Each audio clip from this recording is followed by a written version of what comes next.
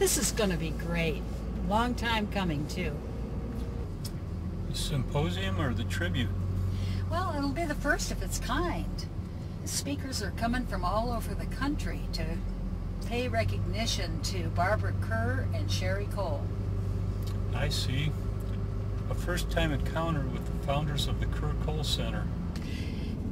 Yeah, first-time encounter with the women who simplified solar cooking and brought it to the world.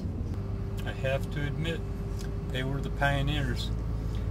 Who could have imagined cooking with a cardboard box or tinfoil? Yeah, and don't forget the solar water distiller, solar water heaters, and food dryer. So who are some of the speakers coming? Well, you remember Allert Littenberg, the Dutchman, who worked for a major corporation in Nepal.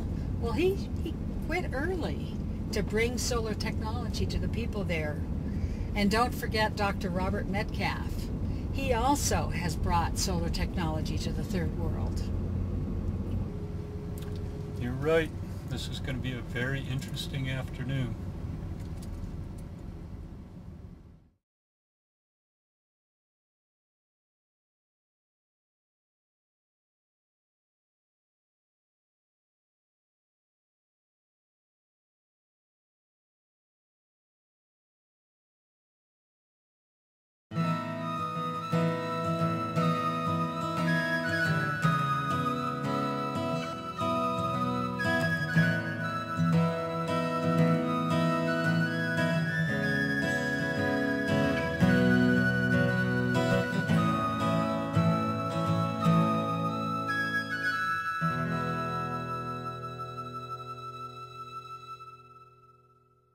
This is a tribute to two women who, maybe unbeknownst to themselves, made a gigantic contribution to all of us on Earth. And what they were doing, just giving you a brief rundown here, what they were doing is that they were in Barbara's backyard in Tempe, and it was hot enough to fry an egg on the sidewalk. And they said, no, we are going to see if we can cook. And they started building solar box cookers out of many different kinds of material. When they did that, they began to see, hey, we really can cook stuff in here. And when Sherry saw that, she was a retired reporter, and she said, guess what? We need to let the world know about this. Well, lo and behold, people such as Allert Littenberg and our other speakers today said, yes, let's do more than tell the world about this. Let's bring it to the world. And so with that, Allert, show us what you've been up to. Thank you very much, Britta.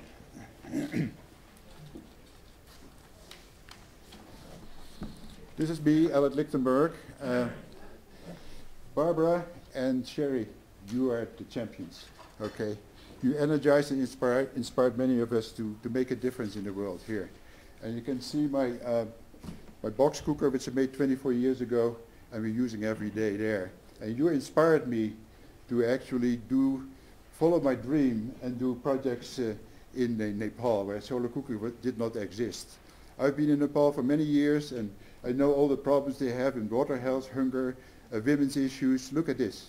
You know, women carry 100 pounds of fuel wood for cooking for fire cooking, deforestation and landslides. So I retired early from Hewlett Packard Company to actually start the program, and I founded an organization, CRT, Center for Rural Technology, to bring solar cooking into the country. Here we make this the first workshop, making solar cookers out of cardboard. Also, it's important to do awareness creation, so letting everybody know, so demonstrations in the public sites, we got television, radio, and so forth involved. So this was a champion organization. My strategy is to find champions. So CRT was one of them. Then also Sanukaji Shrestha, who Barbara knows very well because he was for a few months as an intern there. I worked with him a lot in Nepal. He's a wonderful guy and set up a very nice NGO organization. You all know about the problem, right? The killer smoke and inefficient stoves and all that. Burn victims, kids fall into the open fire, they get burned, they're scarred for life. There's no future for them. And also sparks get on the thatched roof, and whole villages are being wiped out because of that. So as all you know, solution comes up every morning. The parabolic cooker and the box cooker, which is now made from wood in Nepal, people in Nepal get a little subsidy from the government in order to use those. You can also go high-tech, and this is the Scheffler cooker. I work with a couple of NGOs there. There's 9 square meter reflector, which can cook for 75 people, 150 meals a day. Okay, if there's no sunshine, okay, the rocket stoves come to the rescue. You know, half the amount of fuel is being used, hardly any smoke, and so we make this in Nepal, and this is a typical scene in the village there. In addition to that, we use an integrated method. So on the bottom right, you see a heat retaining box, which can also be used keeps the food hot, but also it cooks a little bit as a separate item. Now what we have here at the Kerr-Cole Sustainable Living Center is a larger version, and this here is a rocket stove oven. I'm going to open it up, and you can see, there we go, I'm going to open it up, and inside here there is a big plate, and you can put 30-pound, 40-pound turkey in there, set it in there. Again, notice that it is a can within a can. It's insulated, again, with tin foil. That's what it looks like, and that's what it is. It's not insulated all the way back, however, because we want the heat to come inside here and be underneath our turkey. But this is keeping the heat from escaping.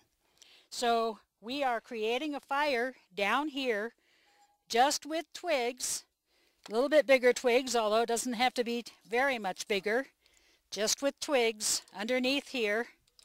We start our fire, and in about 20 minutes, what we will have is we will have marking about 200 degrees on the outside with this thermometer, and then we will know that the inside thermometer, which is a little been used quite a bit, still works, will be 500 degrees.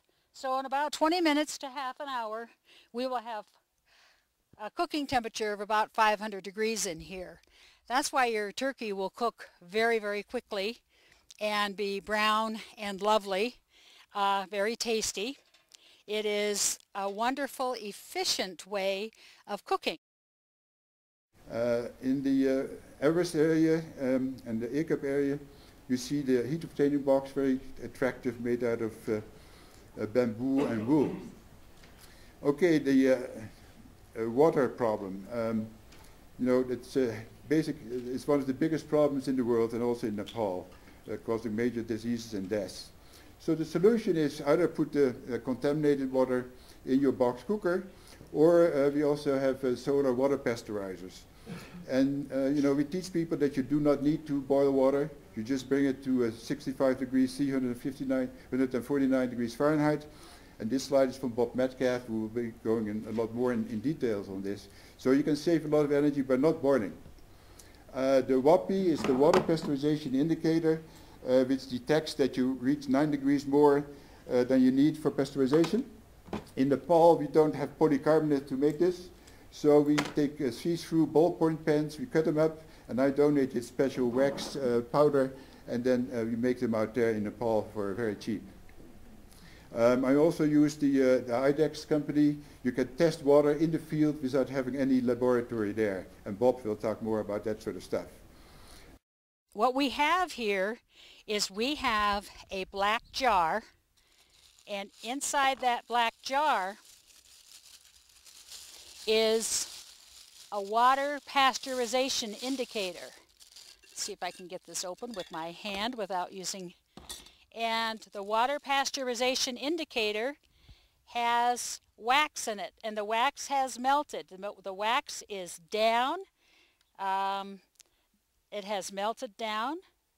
When it gets hardened again, it'll stay at the top, and we just simply flip it over, and then we can again use it to indicate that the water has been pasteurized.